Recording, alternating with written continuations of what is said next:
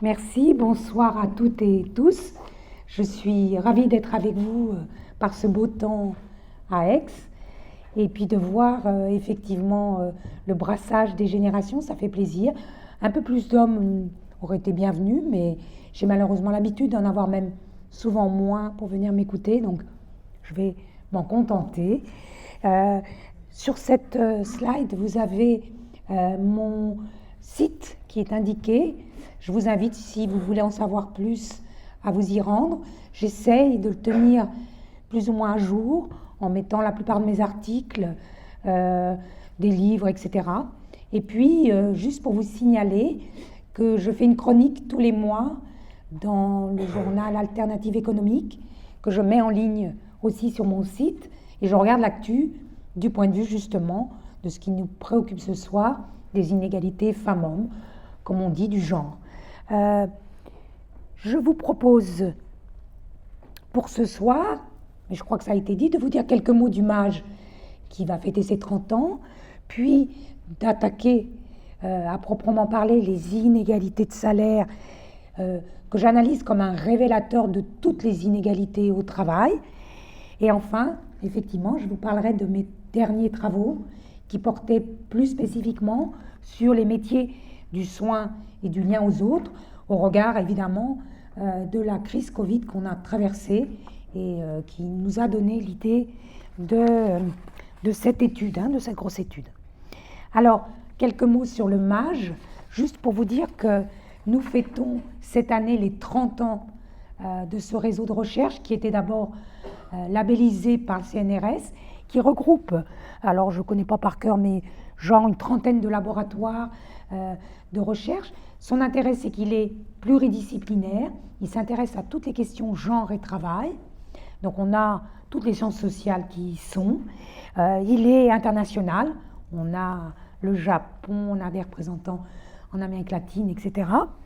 Et on publie, alors on fait des amphis malheureusement parisiens, mais si vous avez l'occasion d'aller vous balader sur le site du mage, vous serez tenu informé si vous êtes de passage.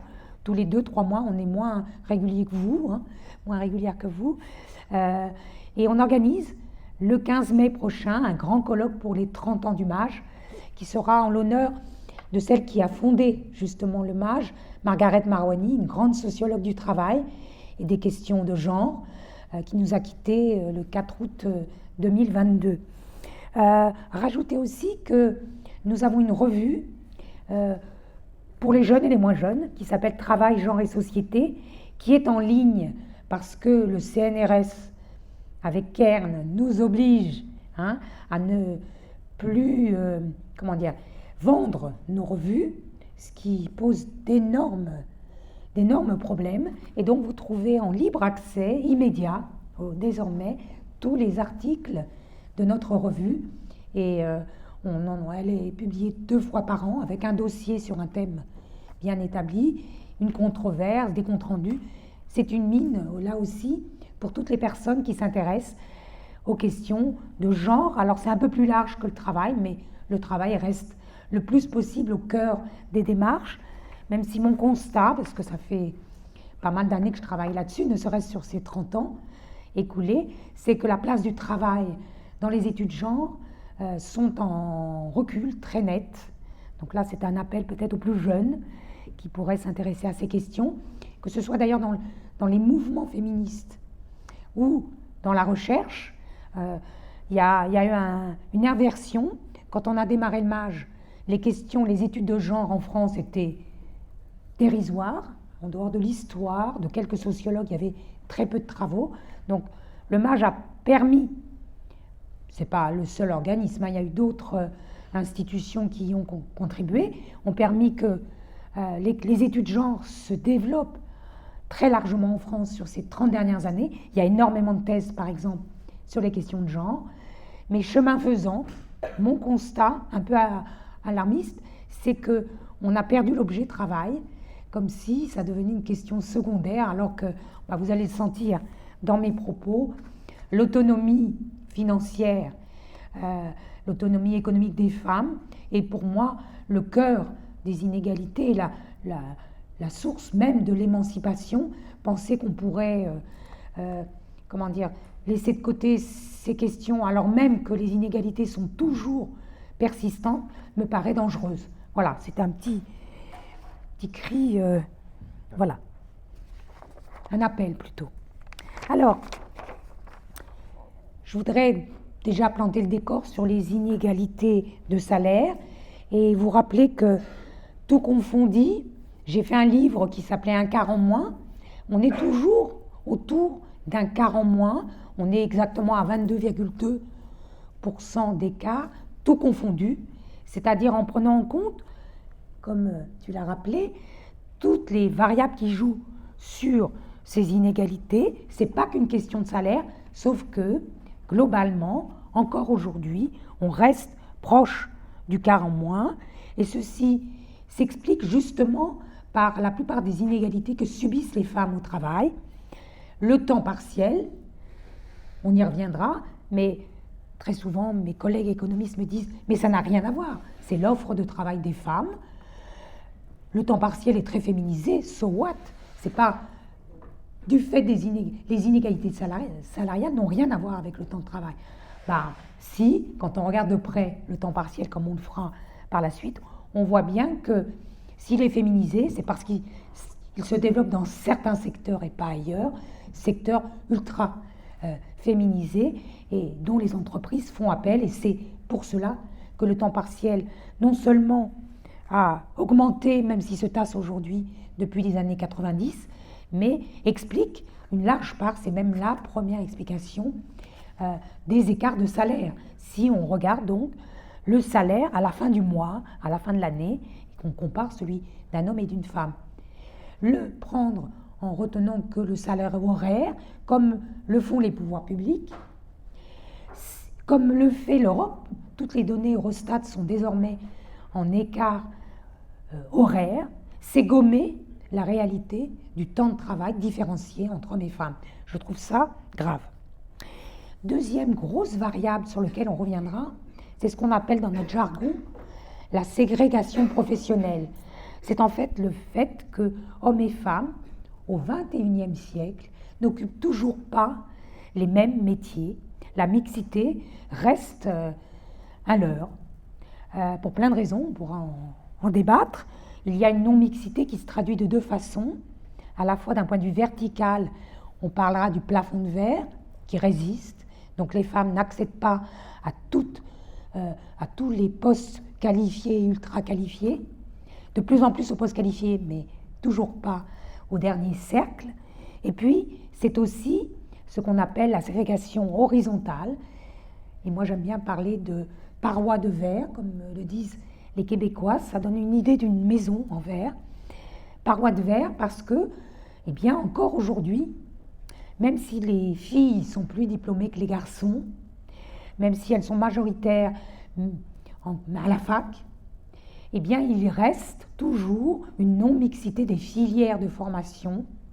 Il y a toujours ces parois de verre qui font que les métiers restent ultra féminisés et sont concentrés dans peu de secteurs, on y reviendra, mais que vous connaissez forcément, notamment du soin et du lien aux autres, mais plus largement aussi du commerce, de l'aide à la personne qui en fait partie, du nettoyage, etc. Donc des secteurs bien ciblés qui restent des bastions ultra féminisés. Et puis, pour finir la maison, on pourrait rajouter aussi un plancher collant. C'est le point d'après, c'est le fait que les femmes, par exemple, non seulement sont plus nombreuses au SMIC, mais sont bien plus nombreuses à y rester. L'idée de carrière, ça s'applique pour les hommes, beaucoup moins pour les femmes, comme si, une fois qu'elles rentraient dans une filière, c'est pas très gai, eh bien, elles étaient coincées entre donc, ce plancher collant, ces parois de verre et ce plafond de verre. On va essayer d'éclater tout ça, rassurez-vous, enfin, j'ai quelques idées, mais ça n'a pas trop marché du tout au long de ma carrière. Le bilan est loin d'être positif. Jouent également les primes, tout le système de primes, alors là, c'est assez complexe parce qu'il y a très peu de données, dont on parle rarement. Mais il y a plein de secteurs où ces primes sont essentielles, voire primordiales, on n'a qu'à le dire, dans les salaires. On y reviendra parce que ça explique aussi une large part des inégalités salariales dont on parle très peu. On évite le sujet. Et une fois qu'on a essayé de mesurer tout cela, il y a une part inexpliquée dans les modèles économétriques qui s'amusent à pondérer, à mesurer ce que vaut chaque variable que je viens de vous énoncer. Cette part inexpliquée par les modèles, mais que nous, on peut expliquer. Attention à ce que le jargon économiciste ne nous envahisse pas. Cette partie-là correspond à une discrimination pure, c'est-à-dire que une femme va être moins payée qu'un homme sur tel ou tel poste, alors que le poste est quasiment équivalent, uniquement parce que c'est une femme. Et là, ce qui vient, comme tu l'as rappelé, c'est bien entendu la situation familiale, ce que j'aime bien appeler le soupçon de maternité. Une femme est, sera, deviendra ou a été mère ou fille, et à ce titre, un soupçon persiste encore dans les entreprises qui continuent aujourd'hui encore à discriminer, alors de façon directe ou indirecte, de façon consciente ou inconsciente, mais qui continuent à discriminer les femmes, y compris à poste égal, donc, en leur octroyant moins de rémunération, moins de promotion, moins de primes, vous l'avez compris, tout cela va jouer plus ou moins. J'en viens, après ce petit point, au levier d'action, parce que c'est un peu ça qui nous intéresse. Moi, j'en repère 5 importants, qui s'appuient bien entendu sur ce constat, j'ai rien inventé, et que j'aimerais développer avec vous. D'abord, il faut poursuivre la lutte contre le temps partiel. Je vous parlerai ensuite des primes, des carrières, du plafond de verre et des parois de verre. Alors, du côté du temps partiel, on l'a dit, c'est quand même fou, et il n'y a pas un pays qui échappe à cette règle, y compris, on peut prendre l'exemple des Pays-Bas, où le temps partiel est une norme. Il n'y a pas un pays où le temps partiel n'est pas ultra féminisé. On s'y est intéressé beaucoup, Margaret Marouani, Daniel Kergoat ont beaucoup travaillé sur ces questions-là, puis des plus jeunes ont pris ce thème en question. Les pouvoirs publics s'y sont beaucoup intéressés. Et ce qui est frappant, c'est qu'encore aujourd'hui, on est à près de 80% de femmes parmi les personnes à temps partiel. Un petit tassement existe depuis peu, après le Covid, depuis le Covid, qui fait qu'on est un peu en dessous de 30% des emplois occupés par les femmes. J'espère que c'est clair. Vous m'arrêtez si c'est pas clair. Donc, parmi 100 femmes qui travaillent, à peu près un tiers, un peu moins aujourd'hui, sont à temps partiel. Seulement 7% des hommes sont dans ce cas-là. Le temps partiel correspond à plein de logiques différentes. C'est très difficile de dire, c'est pour ça que j'ai précisé, lutter contre le temps partiel, notamment court et atypique. C'est très difficile de démêler les logiques. Ce qui est sûr, c'est qu'en France, on a d'abord eu un temps partiel qui s'est créé du fait des pouvoirs publics qui, dans les années 80-90, ont eu l'idée reprise du niveau européen. Il y avait un fameux rapport qui s'appelait Job, Job, Job, et qui visait à développer à tout prix des emplois, quels que soient les emplois, pour lutter contre le chômage. Plutôt que d'avoir des chômeurs et des chômeuses, valait mieux qu'ils soient en sous-emploi. Et donc on a exonéré les cotisations sociales sur le temps partiel avec l'idée, et c'est la deuxième logique du temps partiel, que les politiques d'entreprise, les employeurs qui recrutaient déjà à temps partiel, allaient s'en saisir, mais que d'autres entreprises aussi allaient y avoir recours, et qu'au fond, le temps partiel allait se généraliser aux personnes plus qualifiées et aux hommes, et qu'on allait retrouver l'idée du temps choisi, cette belle idée que l'on pourrait aujourd'hui reprendre, qui est un peu oubliée, d'un temps choisi, mais qui avait une vision plus collective. Le temps partiel, c'est individuel. Vous payez votre temps partiel. Et le résultat des courses, le temps partiel a explosé toutes ces années-là, mais il est resté ultra féminisé, concentré dans très peu de secteurs, toujours les mêmes, et il n'a pas gagné du tout les hommes, si ce n'est au début et en fin de carrière, comme moyen de transition vers l'emploi pour les jeunes étudiants notamment, et vers l'inactivité pour ce qui est des aînés, mais jamais comme mode d'emploi à part entière. Du côté des femmes, en revanche, dans certains secteurs, c'est devenu la norme, notamment, évidemment, vous les connaissez, ces secteurs, le commerce, la grande distribution, mais aussi le nettoyage et l'aide à la personne, qui va exploser tout au long de cette période. Ces trois secteurs utilisent majoritairement des personnes à temps partiel, pour plein de raisons. La raison prioritaire, c'est le coût du travail.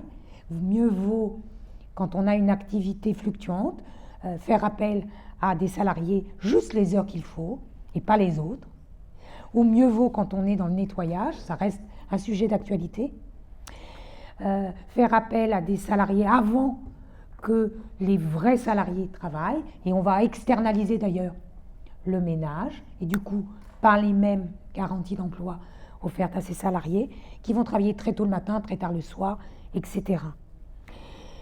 Il n'y a eu qu'une tentative pour mettre fin à son temps partiel, c'est en 2013, la loi sur les 24 heures minimum, Najat Vallaud-Belkacem, une ministre des droits des femmes à part entière, une des rares, après Yvette Roudy, et la dernière depuis, à avoir été ministre des droits des femmes à part entière, avait suggéré une loi pour obliger les employeurs à avoir des contrats d'au moins 24 heures.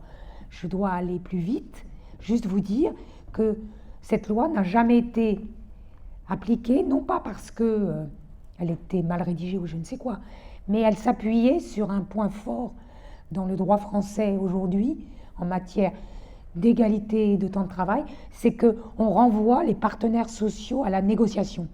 Donc on a dit, à cette époque-là, on ne va pas imposer aux employeurs 24 heures pour chaque salarié. Ils vont négocier entre eux. Chemin faisant, un certain nombre d'ordonnances pointaient leur nez à cette époque-là, et on a ouvert la possibilité d'accords dérogatoires, mais quand même, c'est important de le dire, des accords qui ont permis qu'il y ait encore, et aujourd'hui, dans les secteurs les plus utilisateurs de temps partiel, des temps bien en dessous des 24 heures. Il n'y a que le commerce qui a 22 heures, c'est même pas les 24 heures, et il n'y a encore pas toutes les branches, parce que vous savez qu'en France, c'est assez génial, on a pas moins de 700 conventions collectives, donc c'est une jungle. Voilà. Donc, juste pour vous dire qu'on n'arrive pas à mettre fin au temps partiel, juste rappeler qu'il y a aussi un temps partiel à la demande de salariés, notamment des femmes, de prendre le mercredi, de réduire, donc par exemple de passer à 80% de leur temps de travail. Bien sûr que ce n'est pas la même logique, sauf que, au bout du compte, lorsqu'on choisit individuellement son temps partiel, ça veut dire un salaire réduit d'autant, ça veut dire des promotions et une carrière réduite d'autant. Aujourd'hui, il y a des discriminations lorsqu'on est à temps partiel. On ne vous propose pas de progresser. Et enfin, au bout du compte, une retraite partielle. On sait, on en a parlé lors des dernières réformes, on commence à en parler vraiment. Eh bien, c'est un vrai sujet que de constater à quel point le temps partiel pèse sur les carrières des femmes et qu'au bout du compte, 40%, 38% exactement, d'écart de pension de retraite. Encore aujourd'hui? C'est faux. Ben oui, c'est ce temps partiel pour raison familiale. Donc moi j'appelle ça pas un choix totalement libre, mais un choix sous contrainte familiale. Et on ne demande jamais dans les enquêtes si votre compagnon faisait son taf, si vous aviez un mode d'accueil proche, accessible financièrement, etc., etc., si et si et si, vos conditions de travail n'étaient pas trop dures, est-ce que vous seriez toujours à temps partiel? Ça, on ne demande pas dans les enquêtes. Deuxième levier, s'attaquer aux primes. Le rôle des primes peut être essentiel, comme je vous l'ai dit en introduction, parce qu'il y a des secteurs, je pense aux banques, par exemple, où les systèmes de parts variables, de bonus, quand on pense aux cadres, peuvent être énormes. Ils sont même bien plus importants que le salaire de base. Et le problème, alors la loi prévoit que l'écart de rémunération doit se faire sur tous les éléments de la rémunération, pas seulement sur le salaire de base, mais aussi sur tous les accessoires, avantages, parts variables, bonus. Or, les employeurs ont la méchante tendance, non seulement à ne pas vouloir révéler les systèmes à l'origine de ces parts variables et autres primes, mais qui plus est, d'attribuer globalement, là aussi, un quart en moins de primes aux femmes. Alors, on ne va pas rentrer dans tous les détails, une partie de ces primes s'explique par la nature des postes.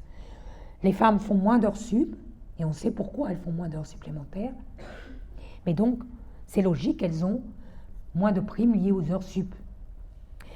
Mais quand on regarde les primes liées au poste de travail en lien avec la pénibilité, par exemple le fait de travailler à des horaires pénibles, il y a une chose très surprenante dont on ne parle jamais. Dans l'industrie, surtout dans les secteurs à prédominance masculine, quand vous travaillez au-delà de 20 heures ou 22 heures, quand vous travaillez le week-end, vous avez des primes. Alors, attention, je ne pense pas qu'elles sont très larges et importantes. On sait qu'elles sont régulièrement remises en cause. Ce n'est pas ça mon sujet. C'est que, en revanche, dans les services, on pense à l'hôpital, on pense au commerce, il n'y a pas de primes liées à ces horaires-là, ou très peu. Elles ont d'ailleurs été révisées pour les infirmières tout récemment, tellement c'était peanuts de travailler de nuit. Mais dans le commerce, travailler le samedi, c'est banal, surtout à temps partiel. Qu'est-ce qu'elles veulent demander, une prime en plus? Non, ça n'est pas une nuisance. Donc, il y a des logiques derrière cela.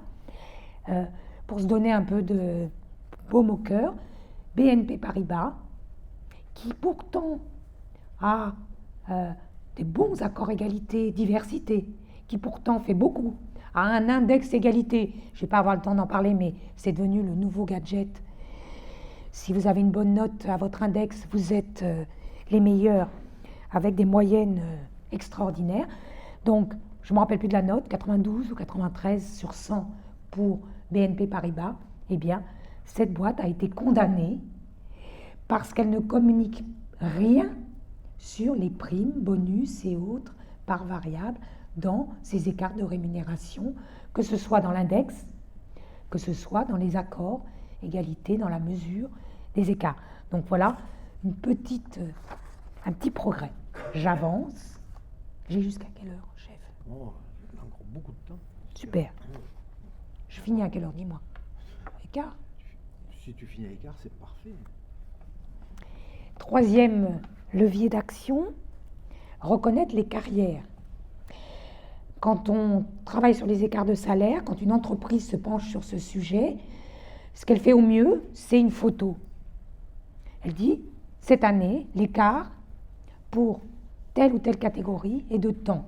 Donc, entre les femmes cadres et les hommes cadres, j'ai 15-20% d'écart. Beaucoup moins sur les employés, un peu plus chez les ouvriers. Mais le problème, c'est qu'en fait, la rémunération, c'est le fruit de tout ce qui va se passer dans votre vie. Et donc, s'intéresser seulement à ce qui se passe à un instant T, c'est gommer le fait que, finalement, les écarts de salaire, et le salaire, c'est un film, c'est pas simplement une photo. Et ce qu'on remarque, c'est qu'en fait, faire carrière, avoir une carrière, c'est pour un homme, très peu pour une femme. Je vous le disais sur ce fameux plancher collant. Même les ouvriers ont réussi, je pense, c'est mon interprétation, au nom de leur bagarre, des négociations, d'un certain rapport de force syndical à obtenir cette idée de grimper. Alors, ce n'est pas l'ascenseur social, c'est un changement d'échelon, c'est une progression qui fait qu'on ne reste pas toute sa vie à tel coef, hein, pour parler dans le langage des boîtes. Quand on regarde du côté des femmes, même celles qui vont aller dans des emplois à prédominance masculine, ou celles qui sont dans les secteurs dont je vous ai parlé, des services, hein, pour le dire vite, eh bien là, on s'aperçoit qu'en règle générale, il n'y a pas de carrière prévue. En gros, c'est comme si on était encore en train de dire, écoutez, ça va, vous avez un boulot, vous avez un salaire à peu près égal au départ au niveau du salaire de base. Vous n'allez pas demander en plus d'avoir droit à une carrière. Hein, c'est comme ça que je le conçois. Thomas Piketty, qui est un économiste ultra connu, qui s'est peu intéressé aux gens. J'ai toujours dit que, franchement, bon, il avait fait un calcul qui, moi, m'a percuté. Tout revenu confondu, donc il y a aussi les allocs, tout ça, pas que le salaire.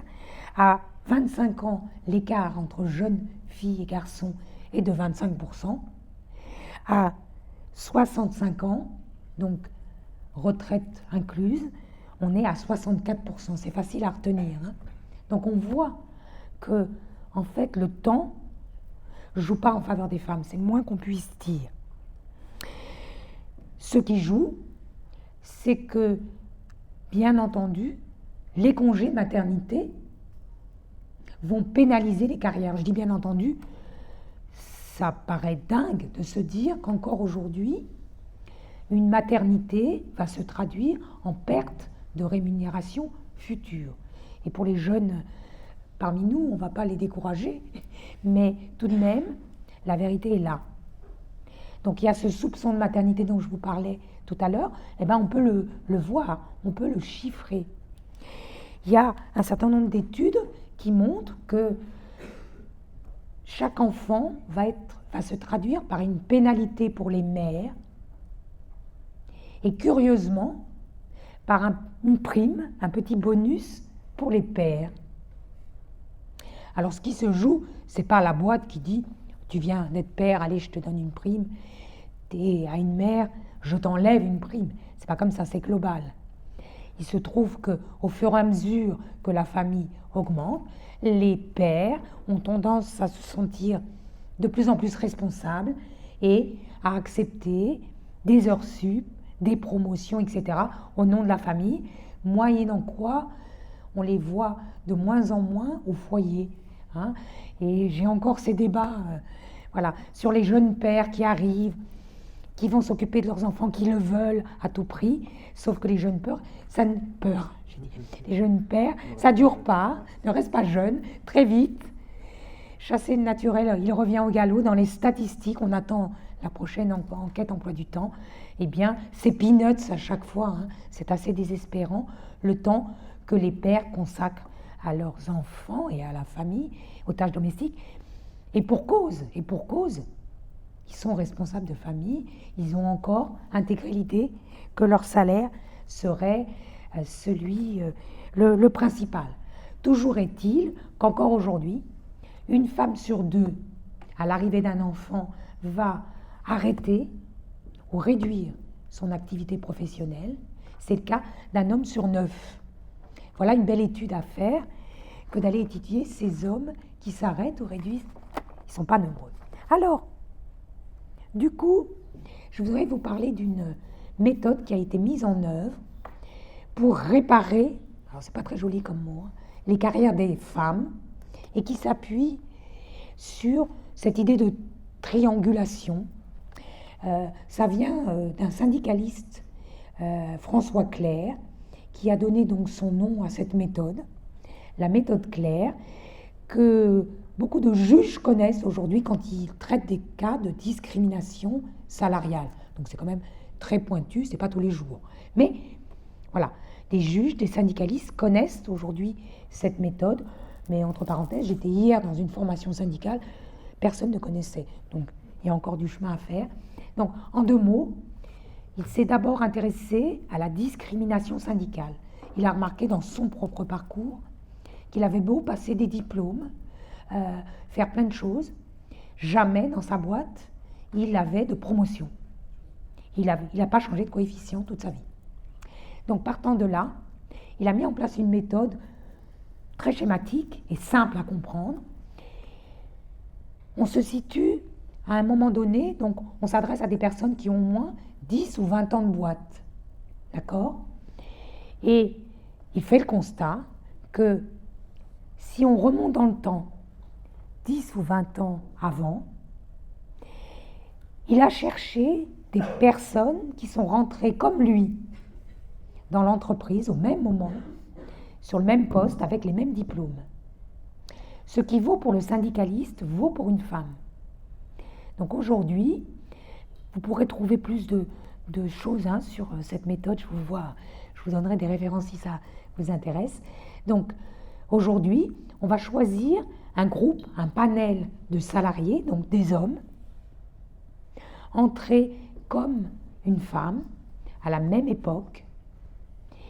Et on va regarder ce qui arrive à ce groupe d'hommes durant ces 10 ou 20 ans par rapport à la personne discriminée qui ne va pas bouger. Donc le triangle représente la base, c'est le déroulement de carrière de la personne discriminée, donc c'est plat,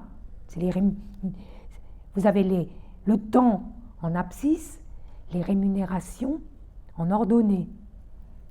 C'est peut-être abstrait, peu importe. Donc carrière plate, et la pente du triangle représente la moyenne des salaires du groupe. C'est fictif ici. Ce qui se dégage, c'est qu'au fur et à mesure des années, alors c'est pas tous, mais en tout cas en moyenne, tout le groupe va avoir des augmentations, pas la personne discriminée. Donc ça, c'est concret, c'est du réel. On calcule donc la surface du triangle, c'est la moitié d'un rectangle. On prend en compte, j'ai perdu mon public, on prend en compte la perte en termes de retraite et on peut calculer le préjudice subi par une femme salariée, ou bien une femme syndiquée, double peine. Pour l'instant, c'est pas retenu en justice, c'est compliqué.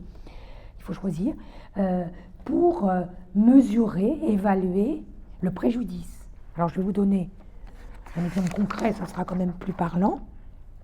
Et ça, c'est des histoires vraies. Une ouvrière, Maria, câbleuse, dans une très grosse boîte. Il n'y a pas beaucoup de femmes câbleuses, mais elle fait partie justement d'un plan d'égalité, où on recrute des femmes. Elle rentre OS, ouvrière spécialisée. Elle serait restée OS toute sa carrière si la boîte n'avait pas supprimé cet échelon, parce qu'il y avait très peu d'OS. Donc les rares OS sont devenus OP1, premier échelon au-dessus. Elle passe 23 ans sans avoir aucun changement, aucune promotion, rien.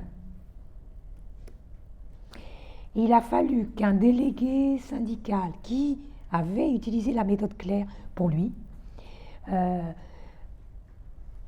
tombe sur son dossier. Elle n'avait eu aucune évaluation tout au long de sa carrière, on l'a oublié. L'ouvrière modèle qui n'a pas fait de vagues, elle a eu des enfants quand même, oubliée. Résultat des courses, je passe, elle a obtenu 50 000,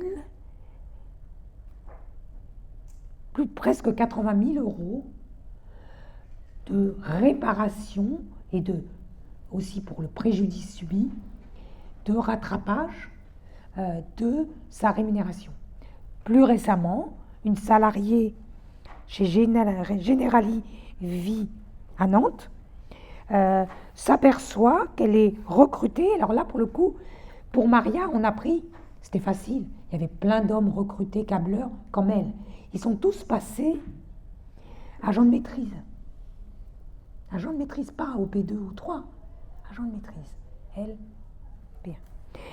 Là, cette personne à Generali Vie s'aperçoit, donc elle est recrutée à 2300 €, on s'en fiche, elle s'aperçoit qu'un collègue sur le même poste, la même classif, gagne 2700 €, il est recruté l'année d'après. Les années passent, elle a quelques petites augmentations individuelles, elle a des évaluations et les résultats, très bonne technicienne, travailleuse sérieuse, etc., etc., etc. Mais au bout du compte, elle fait valoir les écarts qui apparaissent au fur et à mesure de sa carrière, 41 ans d'ancienneté. Au bout du compte, elle obtient 160 000 € de préjudice sur sa carrière. Donc, juste pour vous dire, si on diffusait un petit peu ce type de méthode, vous imaginez si on réparait toutes les femmes salariées qui ont subi ce type de préjudice. Bon, il y a de quoi faire, il y a très peu de contentieux, malheureusement, parce que les femmes n'osent pas. Et puis il y a des risques, il faut le reconnaître. Il vaut mieux être syndiqué, entouré, pour pouvoir faire ce type de démarche. Moi, dans les enquêtes que j'ai pu faire, toutes celles qui ont entrepris ce genre de choses se retrouvaient, alors c'est pas statistique, parce que, d'ailleurs, entre parenthèses, en France, on n'a aucun outil de suivi statistique des cas de discrimination. C'est au niveau régional que c'est fait, il n'y a pas de remontée nationale, si ce n'est du défenseur des droits, mais qui suit que les recours où il est partie prenante.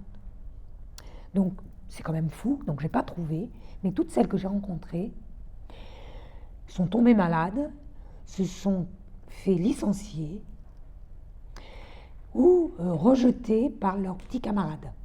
Comment t'as osé te plaindre, etc., etc. Donc c'est lourd, c'est lourd.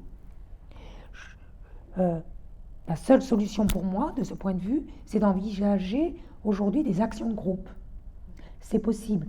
On le fait dans le domaine de la consommation. On peut le faire en discrimination.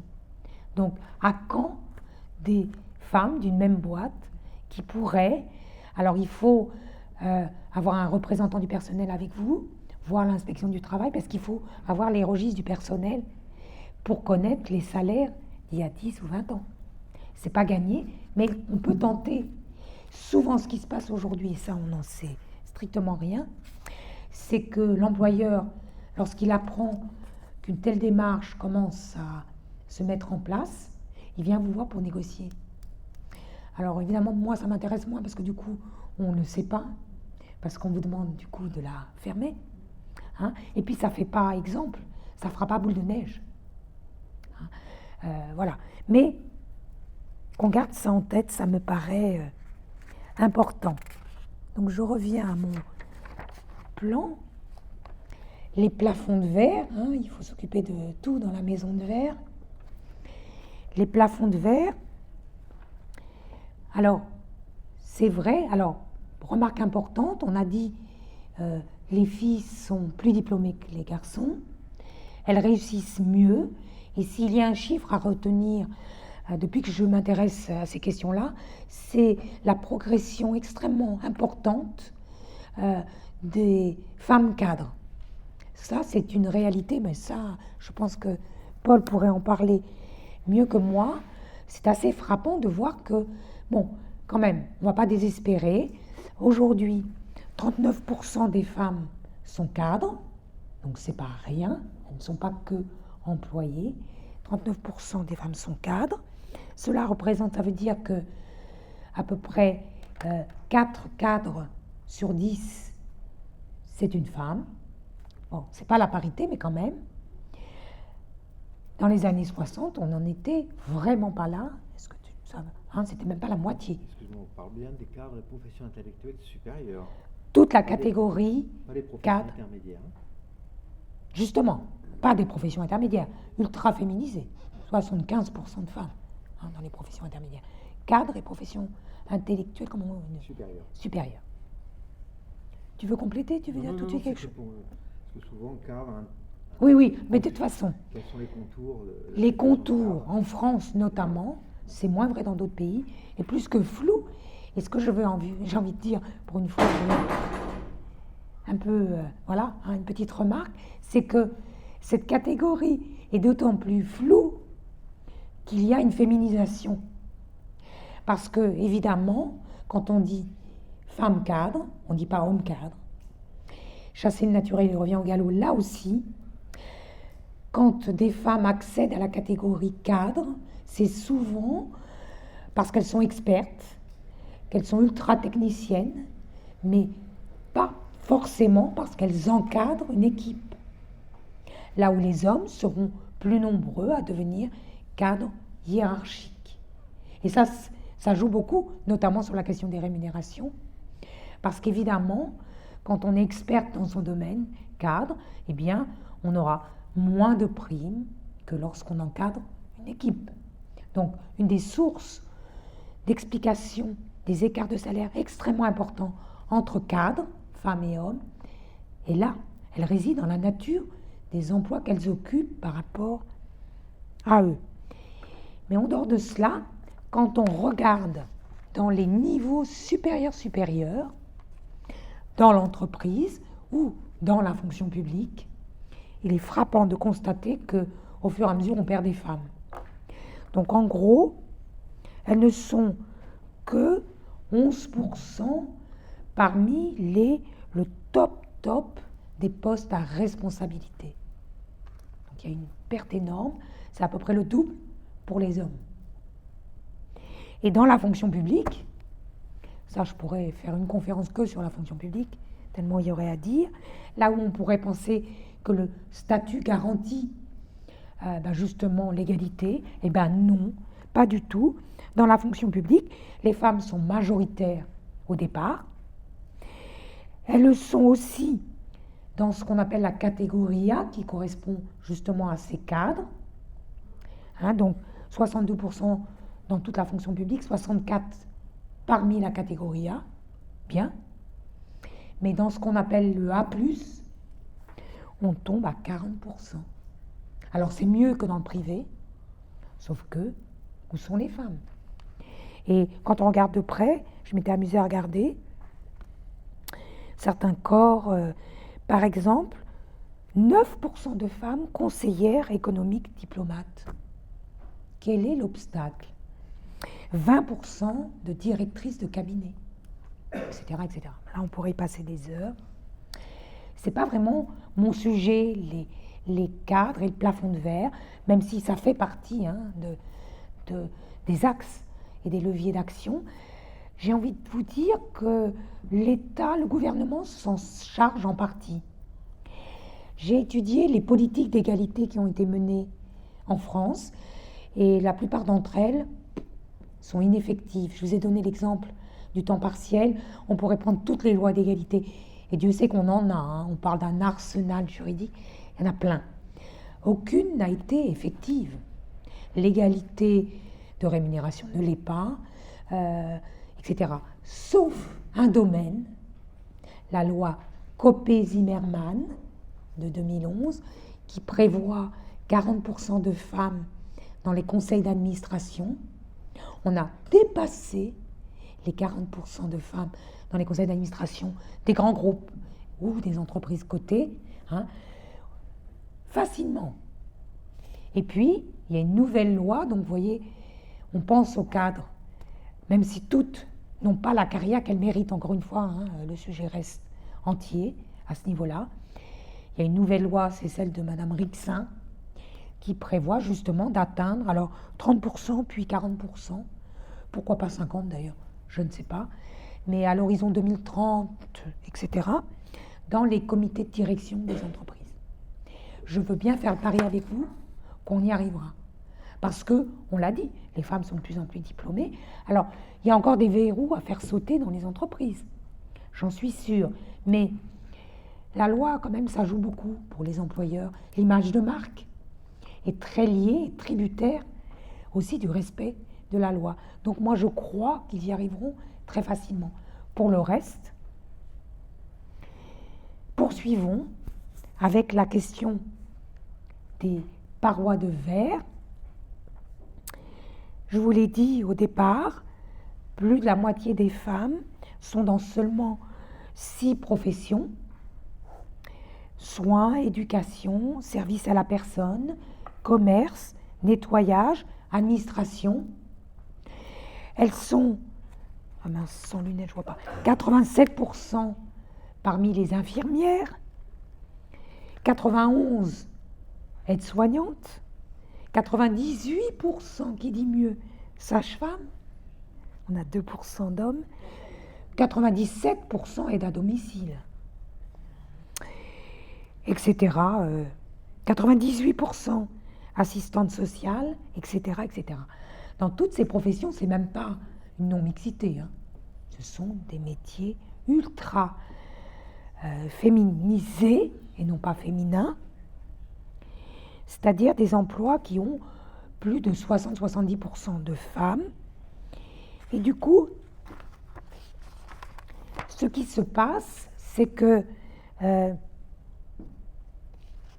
la plupart de ces professions, on a le sentiment que soigner, éduquer, accompagner, servir, nettoyer, voilà, j'ai dit à peu près les fonctions principales, serait naturel lorsqu'il s'agit de femmes. Elles le font toutes petites en aidant maman, elles deviennent mères, elles s'occupent des parents âgés, elles savent le faire. Pourquoi voulez-vous en faire des vrais métiers? Je fais à peine de la provocation, mais c'est quand même le cas. Quand on regarde l'histoire de ces professions, c'est frappant. On va en prendre juste un exemple, les infirmières. Avant, c'était des bonnes sœurs, elles servaient les pauvres, les indigents, les malades, pour Dieu. Elles étaient nourries, logées, blanchies, pas rémunérées. Lorsqu'on a laïcisé les hôpitaux, fin 19e, début du 20e, il y a eu des grands débats politiques pour savoir est-ce qu'il serait bon, alors on va faire un nouveau métier, infirmière, mais est-ce qu'on doit les rémunérer? Donc j'ai retrouvé dans des travaux d'historiennes, la question était posée, est-ce que si on rémunère au-delà du strict nécessaire les infirmières, est-ce que ça ne va pas en faire un métier de mercenaire? Est-ce que ça ne va pas attirer n'importe qui, et même des hommes, voilà, hein, pour l'appât du gain? Je trouve que ça résume toute l'histoire de ces métiers ultra féminisés qui font que, quand on regarde les relations professionnelles, la constitution des classifications professionnelles, dans toutes ces professions, on s'aperçoit qu'on ne reconnaît pas ce qui fait le propre et la définition d'une profession. Pourtant, les lois, là aussi, interviennent. Donc, à travail égal, salaire égal, c'est inscrit depuis 1972. Mais il y a une loi, celle d'Yvette Roudy de 1983, qui prévoit pas seulement à travail égal, salaire égal, mais aussi un salaire égal pour un travail de valeur égale. Ça voulait dire quoi? Ça voulait dire, et donc la loi, elle a combien d'années? Plus de 40 ans. Plus de 40 ans, la loi Roudy. Je suis encore en train d'expliquer ce que ça veut dire, valeur égale. Ça veut dire que une profession à prédominance féminine peut être comparée à une profession à prédominance masculine. S'ils ont la même valeur, ils doivent être payés pareil. Du temps d'Yvette Roudy, elle a dû penser que c'était facile à mettre en œuvre. Il suffisait de définir ce que c'était la valeur des emplois. Alors elle a donné une définition. C'est un ensemble comparable de diplômes, d'expériences, de capacités, de responsabilités. Puis elle parle de conditions de travail en parlant de charges physiques et nerveuses. Donc, elle donne concrètement ce que doit être défini par la valeur comparable. Et du coup, il y a eu, alors des rares, encore plus rares que ce que je vous ai dit tout à l'heure, contentieux de femmes qui ont osé se comparer à des hommes. Mais alors, là, je pense qu'il y en a 10. en France. Par exemple, dans une entreprise de champignons, ça je trouve ça vraiment intéressant, donc il s'agit de mettre en cajot les champignons. Les ouvrières mettent en cajot, les ouvriers portent les cajots. Tous les ouvriers ont des primes pour charges lourdes. Et devinez ce qui arrive aux ouvrières? Rien, aucune prime, rien. Elles font une procédure, et là on leur dit, mais non, il n'y a pas de pénibilité. Or, toutes souffrent de TMS, et c'est la première fois, et on est en 97, c'est donc pas si vieux, que l'on reconnaît que la fatigue nerveuse des ouvrières vaut peut-être les contraintes physiques des ouvriers, des cajots de champignons. Bon, on ne va pas commencer à sous-estimer la reconnaissance, parce que sinon on va aller vers une égalité vers le bas. Donc elles ont obtenu gain de cause. Autre exemple plus récent, 2010, puis à l'autre extrémité, une responsable des ressources humaines qui ose se comparer à un directeur commercial, s'il vous plaît. Elle dit, on a le même niveau de diplôme, on a le même niveau hiérarchique de responsabilité, il et elle, dans le comité de direction d'une entreprise de 500 salariés, peu importe, et elle a même plus d'années d'expérience. Elle se fait débouter dans un premier temps parce que l'employeur va dire, mais non, elle est responsable, il est directeur. Sauf que tous les hommes cadres sont, tous en cœur, directeurs, toutes les femmes sont responsables. Donc là, le jugement indique qu'il y a peut-être une source de discrimination pour toutes les femmes cadres, pas seulement Madame B. Bon. Le deuxième argument, le directeur commercial contribue directement au chiffre d'affaires de la boîte, voyons. Alors que Madame B, c'est un coût pour l'entreprise, métier support. Décision du juge, je n'ai pas son nom, il est gommé, mais on lui doit ça. Sans Madame B, Monsieur X, le directeur commercial, n'aurait jamais recruté ses commerciaux et n'aurait jamais pu obtenir ce chiffre d'affaires. Où l'on réhabilite ces métiers support très très souvent féminisés. Voilà ce que je voulais vous dire sur ce thème. Un mot pour finir, mais comme vous voulez, on peut s'arrêter là, sur ma dernière étude, mais ça risque d'être un peu long. Donc là, je vous indique, on pourra peut-être leur communiquer le support, si c'est possible de le diffuser. Donc, on a fait une vaste étude, comme je vous ai dit, après le Covid, sur ces métiers ultra féminisés que l'on a applaudis tous les soirs et qu'on a très vite oubliés. Et on a procédé à une grande consultation, Mon travail le vaut bien, auprès de ces salariés qui racontent leur travail. Je vous invite à regarder, on en a fait un compte-rendu dans un livre qui s'appelle « Que sait-on du travail ?» et qui est dans Le Monde aussi, où alors là c'est sur les sages-femmes, c'est encore autre chose. Dans The Conversation, je crois que vous avez un article qui raconte tout ce qu'elles disent de leur boulot, avec des salariés qui ne sont pas du tout reconnus à leur valeur, qui sont très très mal payés, c'est ce qu'elles mettent en avant, et qui suggèrent des augmentations très sensibles, une non-reconnaissance de tout le travail fait. Et par exemple, quand on leur demande, mais à votre avis, il faut combien de temps pour maîtriser votre boulot? Presque toutes disent au moins 1 an, y compris, par exemple, les AESH dans les écoles qui sont chargées d'accompagner les élèves en situation de handicap. Elles disent qu'il leur faut 1 an pour maîtriser leur boulot, elles n'ont pas de formation prévue et elles ont des CDD. On marche sur la tête. Donc là, vous avez... On ne marche que pendant le temps scolaire, pas les vacances. Oui, on pourra revenir dans la discussion. Je ne rentre pas dans les détails, parce qu'il y a 14 professions qui sont décrites là, hein, donc des verbatims qui sont vraiment très concrets, avec des propositions concrètes pour sortir de cela. Et puis pour finir, dans l'étude, on a osé comparer. Je voudrais juste évoquer la question des sages-femmes, parce qu'on a osé comparer des sages-femmes avec des ingénieurs hospitaliers. Pourquoi on a pris ce cas-là? Alors on a été dans une très grosse maternité et on a comparé le parcours de sage-femme avec celui des ingénieurs hospitaliers qui sont recrutés toutes et tous Bac plus 5.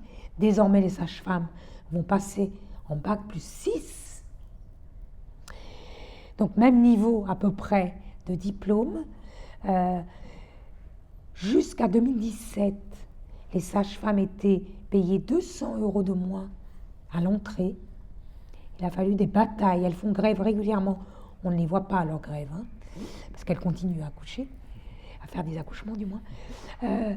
Et jusqu'en 2017, le salaire de base était plus faible pour les sages-femmes. Des responsabilités d'un côté de vie entre leurs mains à chaque accouchement, et Dieu sait qu'elles en font à l'appel dans les grosses maternités. En général, elles suivent 4 accouchements, 4 salles de travail en même temps. Des contraintes physiques, horaires terribles. Du côté des ingénieurs, des horaires à la journée. Encadrement d'équipes survalorisées. Des équipes en général de techniciens formés, etc., etc. Les seules contraintes horaires pour les ingénieurs, on est à Paris, c'est lorsqu'ils ont des astreintes, des gardes le week-end, en échange du logement dans l'hôpital. Je ferme la parenthèse. Et surtout, ce qu'on a regardé, c'est les grilles de rémunération pour la PHP. 2 grades, donc possibilité de 2 grades pour les sages-femmes, 4 pour les ingénieurs. Et pourquoi? Au bout du compte, hein, pour le dire vite et pas être trop longue, jusqu'à 1 000 € d'écart en fin de carrière possible, qui a été ramené, parce qu'il y a un nouveau protocole, autour de 500-600 €, mais tout de même, une prime de technicité seulement pour les ingénieurs, pas pour les sages-femmes, comme si leur métier n'était pas et technique et d'accompagnement. On nie totalement tout ce boulot. Voilà, un exemple parmi d'autres qui pourrait être pris. Je vais arrêter là. Merci beaucoup Rachel pour cette explication.